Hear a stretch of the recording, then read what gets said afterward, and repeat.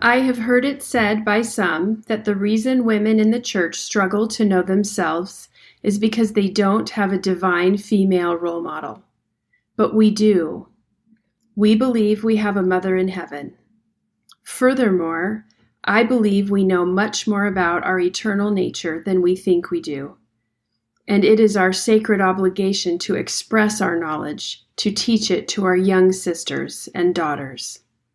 Patricia Holland.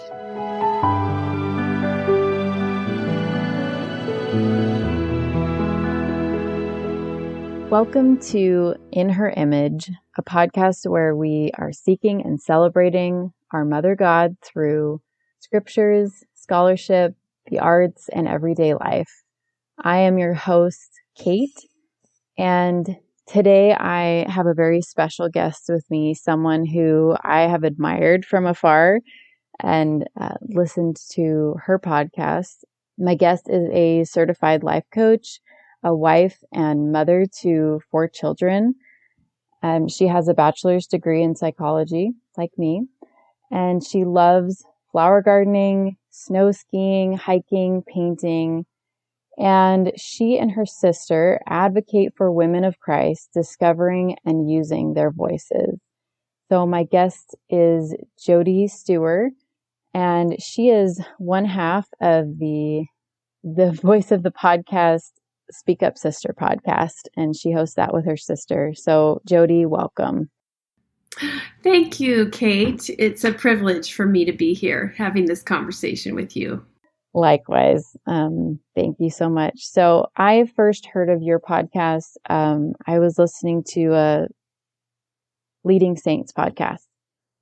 Okay. And I just really loved the insights that you shared about how men and women have different communication styles and just ways that you're advocating for women to learn to speak up, because it's sort of a cultural thing that we're not used to speaking up, or we're not used to grabbing onto our authority in those ways, and we're outnumbered.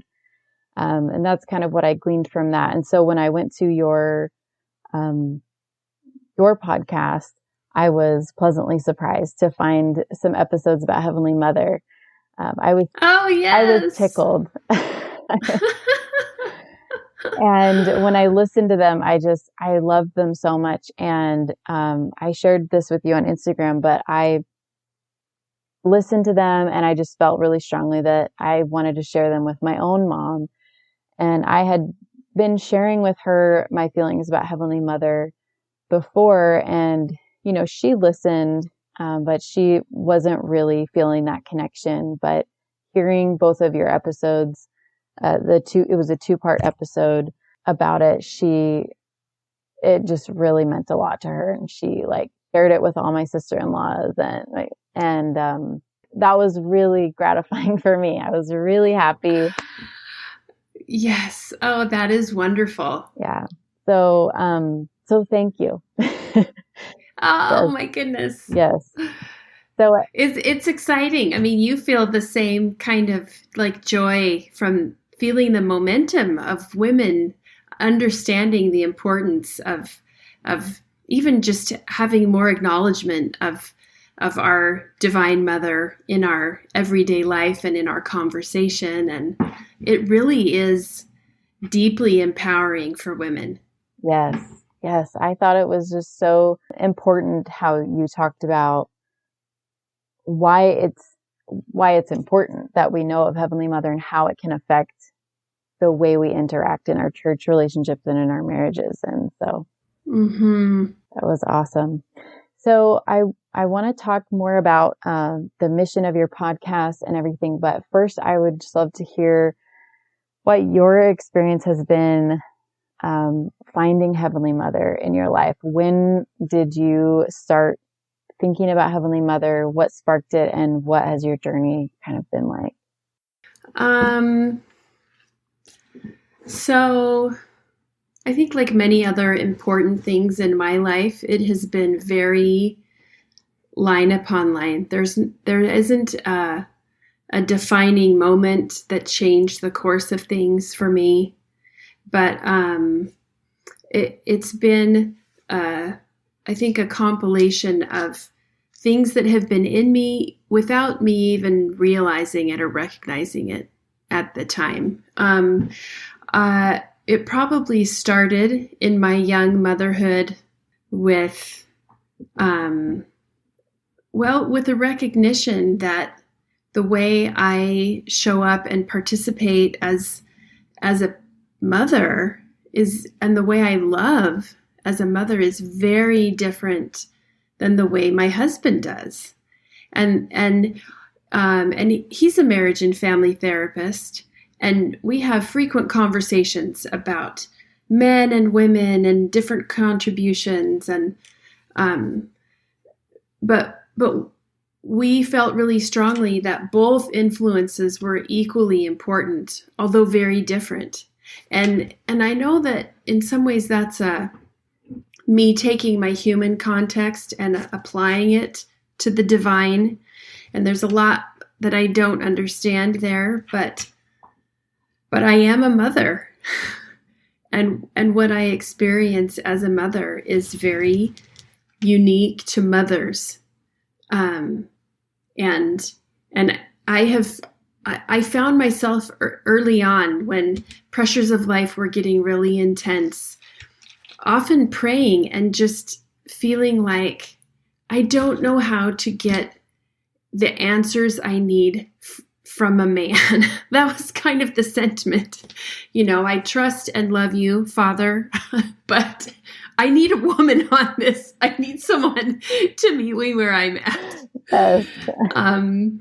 So I think just a handful of those experiences, and then also just me feeling a really strong connection to the feminine in my gardening, as I was getting close to the earth, in the artwork that I appreciate, and all of these things kind of evolving over time, and those in combination with my personal journey of having to learn to use my voice, because I wasn't raised in an environment that really, in some ways, there were some ways that I was nurtured in that, but in very specific feminine ways, I was very affected by a covert culture of, I just believed that it was my job to make sure other people had their say and got what they needed. And so it's been a pretty intense personal journey of mine to discover that charity isn't just for somebody else, that having good ideas and making contributions isn't just for somebody else, particularly men. So a lot of that has just evolved and informed over time my feeling of a connection to a Heavenly Mother. And then that has just been fueled by poetry about her, music about her, beautiful artwork about her. And I find that so enlivening. I just feel like it lights my soul on fire in a happy and good ways. I mean, it just really encourages me to be the best version of myself and to seek for, a true model. And so I just have kept it up, and it's not always very well received. Do you find this also? That's kind of surprising and discouraging to me sometimes.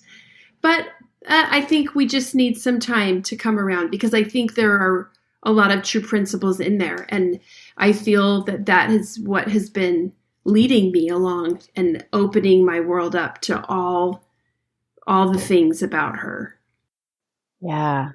Yeah. What sources of poetry or art are some of your favorites, or some that really connect you to her? I'm terrible with remembering names, so I'm not going to have any very good particular sources for you, but poetry, I love poetry anyway, and I am a fan of the poetry of Mary Oliver. And she doesn't necessarily describe the feminine divine, but her way of describing things of the earth to me is like a beautiful and natural connection to that. So I feel very connected to Heavenly Mother through her poetry. And I also love Carolyn Pearson's poetry. Yes. And her recent book is fabulous. I think she does a beautiful job weighing both sides, the beauty and the majesty of the truth in it, and then some of the sadness and the difficulty of not having it just be a part of, a natural part of our being yet. So I love those. I love both of those poets. And honestly, the artwork, I love almost any artist's depiction of Heavenly Mother. And I am so inspired by the variety. Yeah. It's just so wonderful. And there has just been an explosion in the last few years of artists coming forward with representations of her. And I think actually the first time I saw a piece of artwork of her was Caitlin Conley. Yeah. And I was like, where has this been all my life? And I almost felt like, why have we not been asking for this? Why did it take this long? Yes. But just so happy to finally see it. And I think that has just been somewhat of an open door in a way. Those are a few examples of my favorites. I love that. I love that painting as well. If it's the one you're talking about, that Heavenly Father and Mother are at the top, and their bodies all are the like children, all the children of made of the children. Oh, it's just so beautiful. When I found that as well, like in 2020, I like made it my screen background, on my phone, because I just wanted to look at it all the time. Yeah. And that sums it up. What you said, it's like this, like where, like I feel like I'm been starving for it, and I didn't know it until I saw it. Yeah. Like I said, I am so grateful for the technology that we have now, because I can see so much art. Like every day I see a new depiction of Mother God, and it's just food. So. Yeah. Yeah. So, I am wanting to hear, you started talking about how you have felt this call to speak up and to bring your voice to an equal level. I don't know if that's how you want to summarize it, but what is the Speak Up Sister podcast all about? Where was the idea born to share your skills and your knowledge about this? And it's been a really exciting process, but very, as you know, it can be quite overwhelming. But I tend to be the kind of person who is pretty accommodating. And, I'm sure there are a handful of people in my life who might disagree with that. But I have an older sister, and she's the oldest. And so I was accustomed to another woman just calling shots, steering us. And I just kind of grew up fine with that. And so in a lot of ways, I just go along. And this is something that I had felt my own personal motivation about. And I want to say that Jamie was the one who years ago probably just threw out there. She's full of wonderful ideas all the time. She just is such a producer in many ways. And she just threw it out there years ago. And when the time was right for me, I just really felt driven, and she was able to make it work in her schedule. But interestingly enough, when we started, we just kind of thought, I don't even remember, honestly. I don't remember what I thought we would talk about. But when we decided to get going and we knew that we wanted it to be gospel-centered, the first really strong impression I had about where to start was with anger. And those were our first few episodes. And I felt like we can't go anywhere unless we address anger first.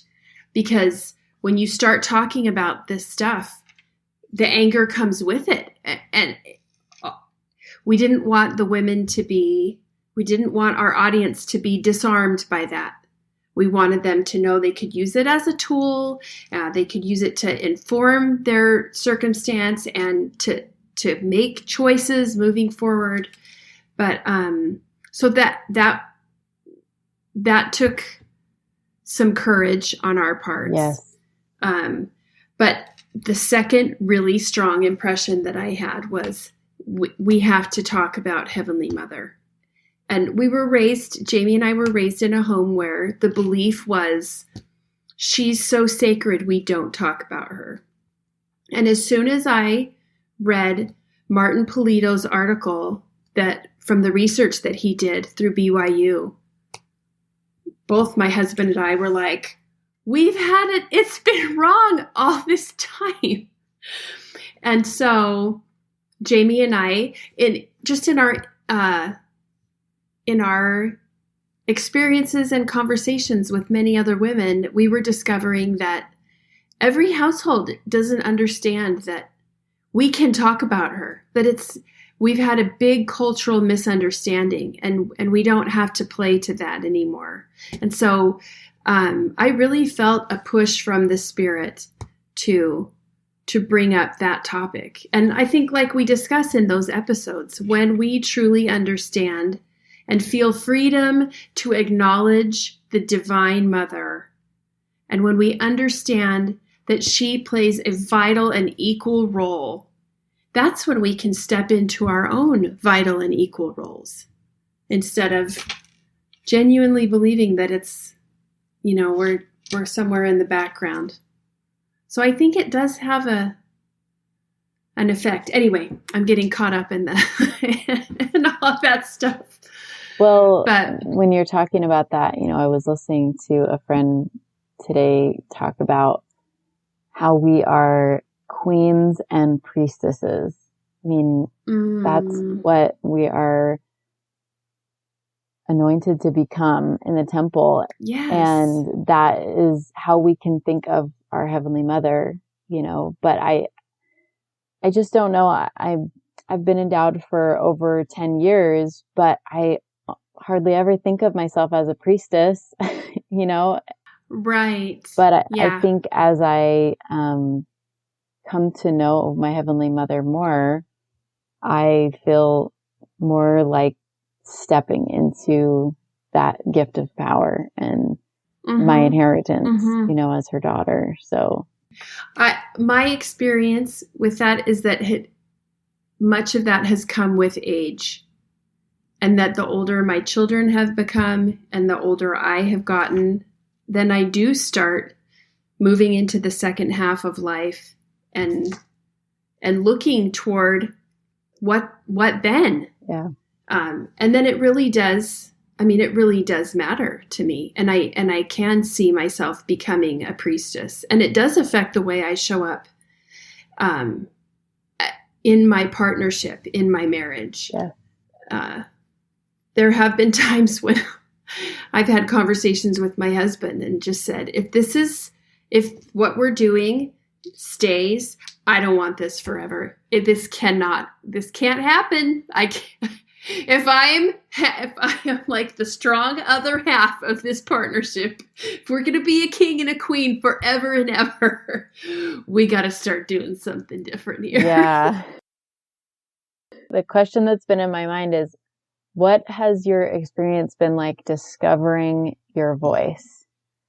That's part of your tagline, discovering and using your voice. When did you feel the need to discover your voice, that kind of gives an inkling that like maybe you weren't connected to your voice at some point, or many of us aren't. Oh yeah. Yeah. And it's so many women are, and they just have that and they have it nurtured. And Jamie and I were just not some of those women. I didn't. Yeah, I just went into the building of my own family with the belief that it was my responsibility to make sure everybody else got what they needed. And it wasn't until I had somewhat of a personal crisis / breakdown when I couldn't recover. I couldn't just get a good night's sleep and get up again and carry on. And so everything in my world came to a screeching halt. And it was about the time that my oldest child was 12. And so I sought some therapy, and I even went in there and said, I just need you to help me put a few things back together so I can carry on. Yeah. And I was so naive. I mean, hallelujah. There was a good woman out there who could help me make sense of what was going on and help me see the earnest but big error of my ways. And so it was at that point, which was a good 10 years ago or so. And I had to start then speaking up for myself. You know, I had no problem speaking up for my kids, sometimes speaking up for my spouse, and a variety of other situations. But I had just shut down any inclination in myself to speak up for me. Yeah. And so I had to start then. And it was really ugly at first, and not ugly because I didn't know how to do it, and ugly because I had stuffed so much of me down that when it did finally come out, it was mad. Yes. And I had people I was mad at for sure. But ultimately, I was the one who bought into all of it and responding to it like I didn't matter.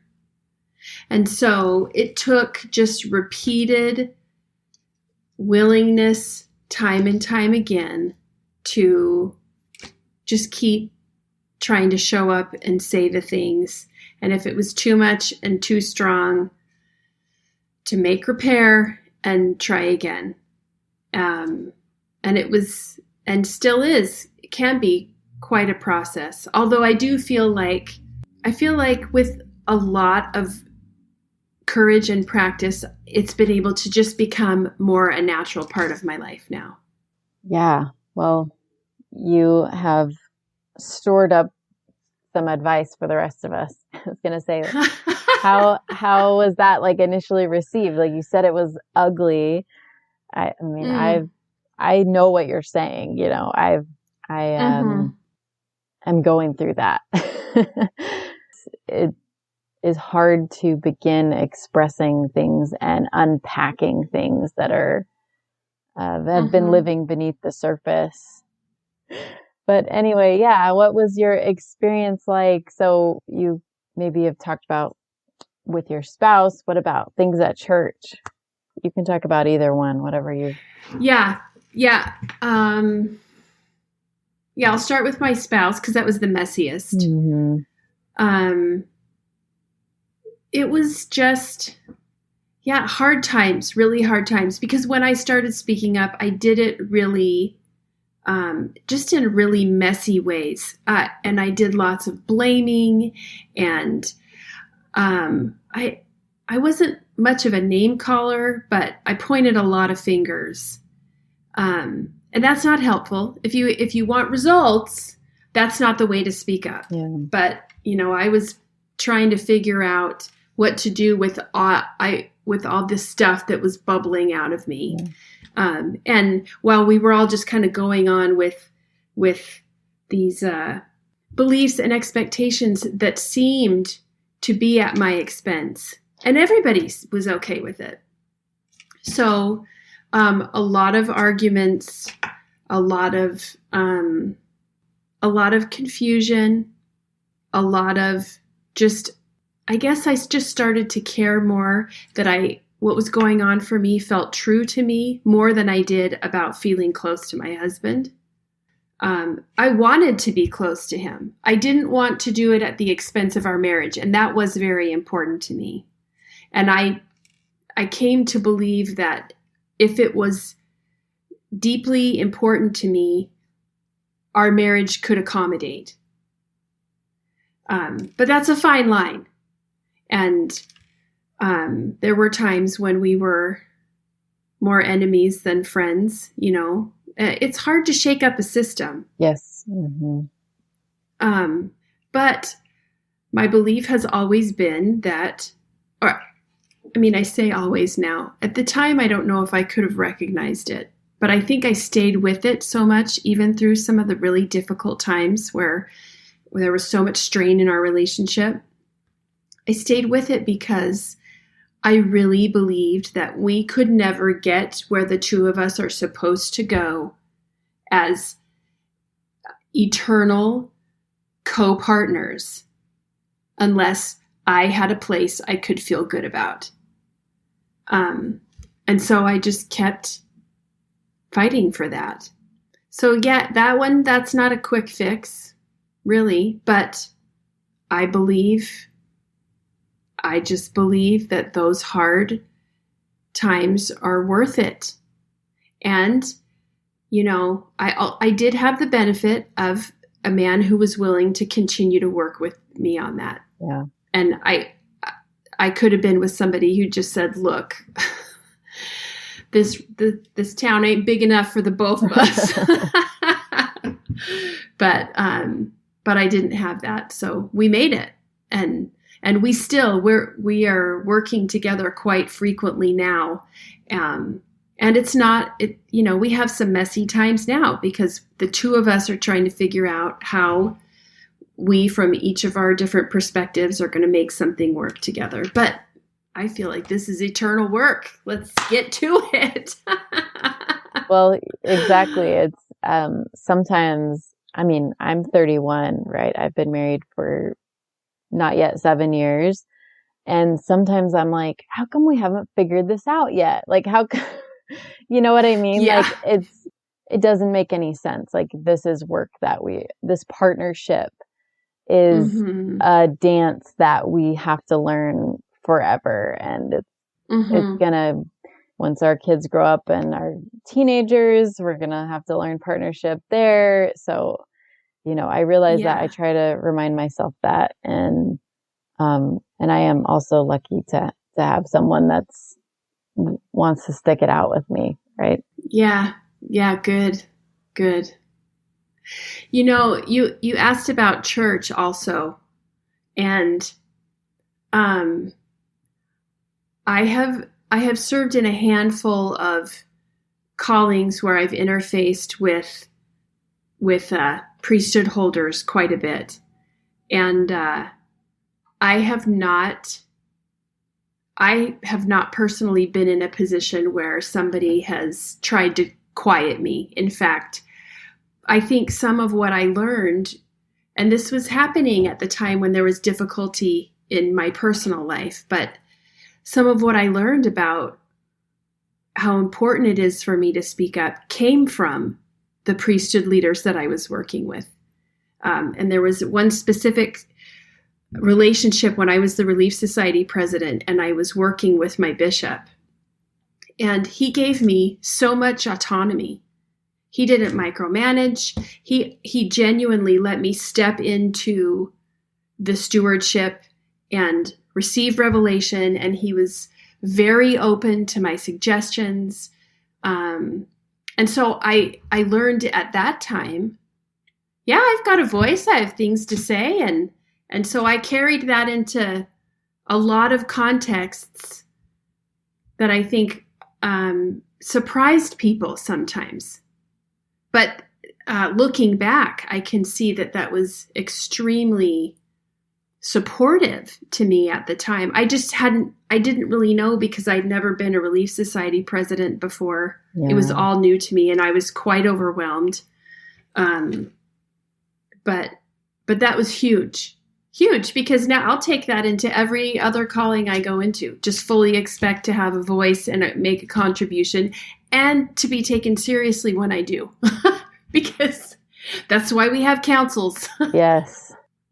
Yeah. So I've had good experiences there, and I can see how difficult it would be for women to navigate when they have priesthood leaders who don't see the vision of the importance of women's influence, especially in running the church.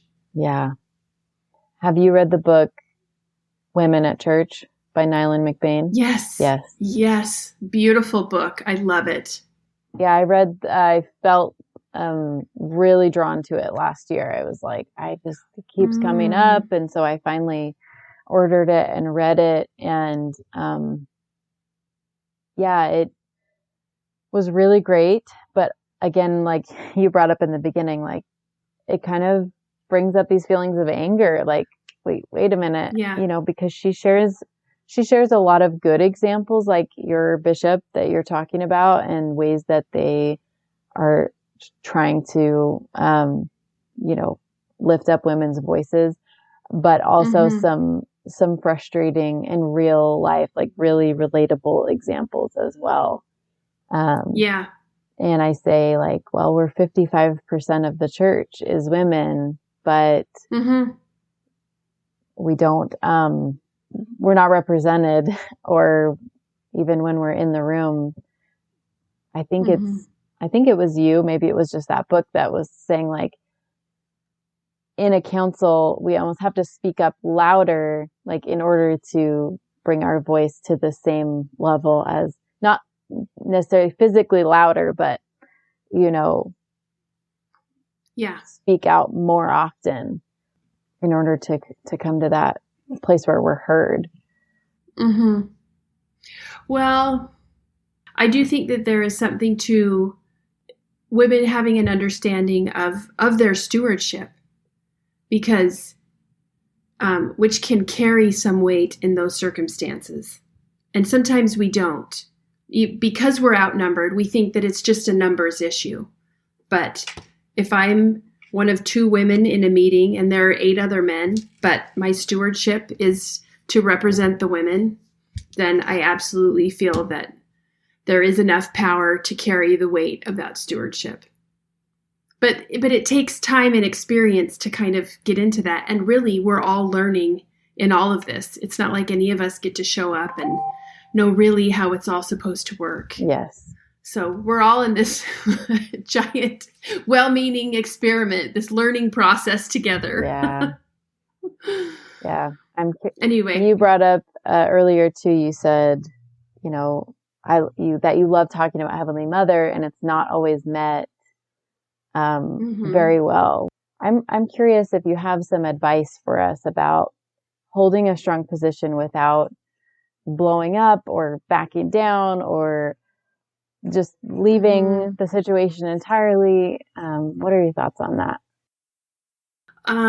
Yeah, that's a really good question.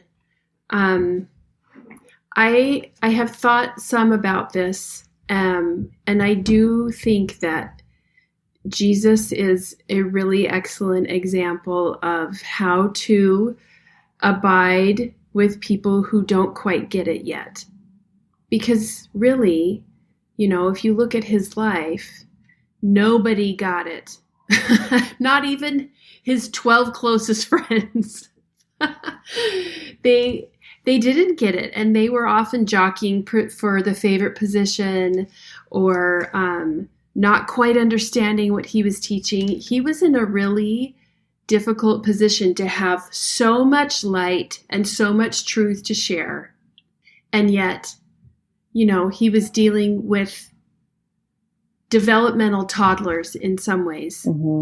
And so I think when it comes to something of this nature, when we recognize that the Spirit has taught us and brought us to a place that somebody else maybe hasn't arrived yet,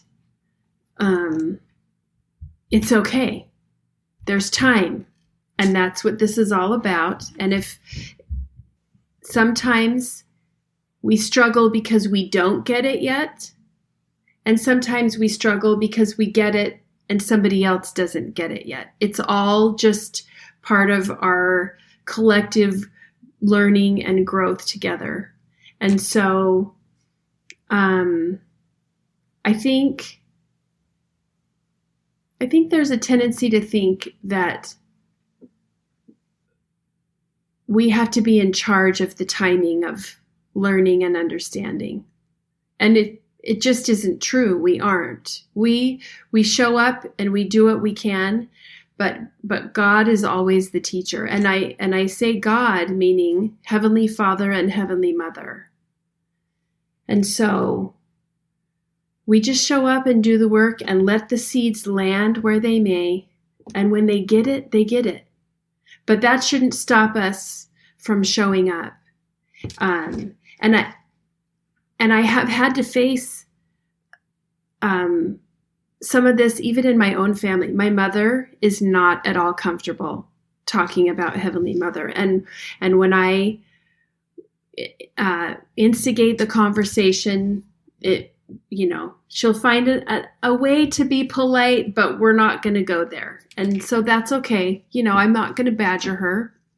And I've had conversations with close friends who have been skeptical, and then, months later might come back and say, oh, I had this experience and I heard this thing or I read this thing, and it really opened my eyes to the importance of having a relationship with my Heavenly Mother. So I just think there's room for all of us to keep learning and growing. And if we can settle into that truth, then we don't have to feel quite so worked up about somebody not getting it. Because the truth is, even if all the men in my ward on Sunday said, we're not going to talk about Heavenly Mother anymore, we shouldn't, she's too special. I mean, that wouldn't change anything for me. Yeah. It just wouldn't. They wouldn't have to talk about her, and I probably wouldn't talk about her to them. But someday they'll get it. Yeah.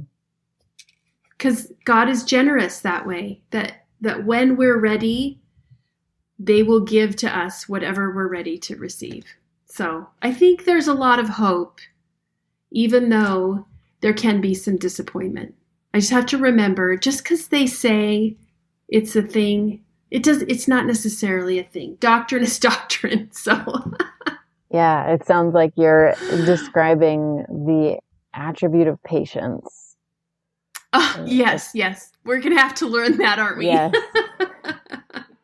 It's a hard one to learn. If you ask for patience, God will give you opportunities to be patient. Yes. Oh, I keep thinking, I learned how to be patient. Now I'm patient. I know. And I never have it quite enough to be at that level. No. Yeah, we ask those questions and all we are going to get are invitations to try it out. Yeah. So we have patience. I think, thank you for that wisdom. That was so great. What about, you mentioned using our anger in constructive ways. Yeah. Yeah, I think anger is an important emotion, and it can inform us about what's important to us, about where we perceive injustice. And it can also open our eyes to places, times when we're not saying things that we need to say or speaking up about something. And so I think the anger can be very informative, but it cannot be the mode that we use to express, because then it just backfires. And if we have an important message If there are things that we want to share and we want our contribution to be taken seriously, then we can't do it in a way that overwhelms or belittles. Yeah. And I have learned that from personal experience. And that's okay too, because there's always another chance. We can just keep trying and keep working. So I don't think we need to be afraid of the anger. I mean, we should be cautious and not let it get out of control. But I don't know a person who hasn't in some form gotten out of control and felt like they had to apologize and repent and dial it back in. That's a part of learning how to be in a body and have human emotions. So yeah, I think we don't want the anger to keep us silent. We don't want to be so afraid of anger that we don't say things, don't bring up what's in our hearts, or speak up for ourselves when we need to, or share something important if somebody, we feel like there's an important opportunity. But the way we respond to it, right? I mean, feeling it is one thing, but we've got to create a lot of space between the feeling of it and the responding. Yeah, I feel a journal has been very useful for me in that. Yeah. And also good friends that I can sort of, maybe that aren't the ones causing the anger, but that I can sort of just share my feelings. And then, but especially a journal, because when I journal, I can write whatever I want, and then I can go through it and comb out like where are the truths here and what can I do with it? What is within my sphere of influence to change, and what is not? What is something that I need to just kind of let go of? Like you talked about, like I can't control all the men in my ward or women in my ward and how they feel about Heavenly Mother, no matter how many times I bear my testimony of her. So I need to let go of that, but I can control ways that I invite, like this podcast. Like sometimes I feel like, oh, I wish things would change. And then my husband reminds me, like, why do you do the podcast? Is it to change the church, or is it to be a resource for people that are seeking Heavenly Mother? And that's one that I have to be reminded of all the time, because that is my true desire. I'm seeking and celebrating Heavenly Mother. And when I discovered different like accounts online and blogs and podcasts about it, I felt like someone was throwing me a life preserver, and I felt gratitude for that. So it's enabled me to make something constructive out of pain and anger, but also my joy. And I do believe, Kate, that when people are ready for your message, they will find you somehow, and you will be that resource. So, yeah, keep it up. Thank you.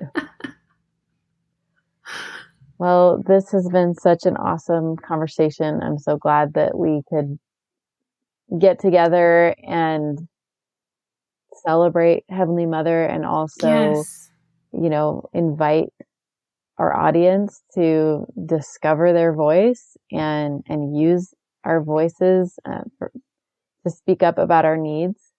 And I do feel that our Mother in Heaven also wants that of us. Like she does use her voice, and she helped to design the plan of salvation. She helps to create the earth and all of us. She is a full partner.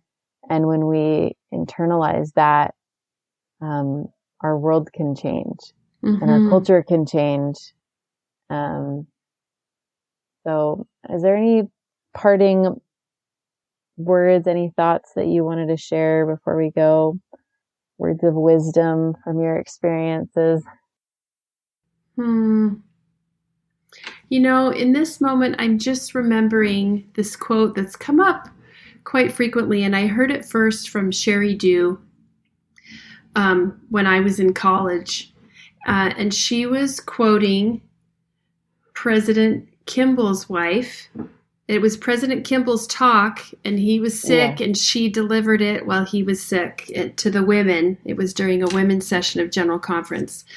But the quote says something about growth in the church will come because the good women of the world will be drawn to the women of the church. And I have a really deep belief that part of what will draw women of the world to the truth of the gospel is the women of the church having a deeper understanding of who they are and who they are becoming.